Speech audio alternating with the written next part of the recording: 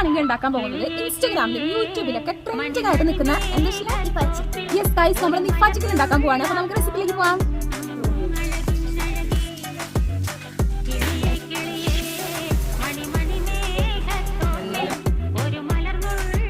Guys, നമ്മുടെ marinated chicken set ആയിട്ടുണ്ട്. Pan വെക്കാം ഗൈസ്.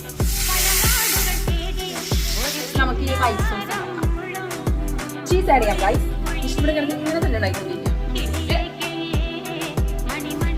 ഫ്രഷ് ക്രീം ആഡ് ചെയ്യാം. സോൾട്ട് ആഡ് ചെയ്യാം ഗൈസ്.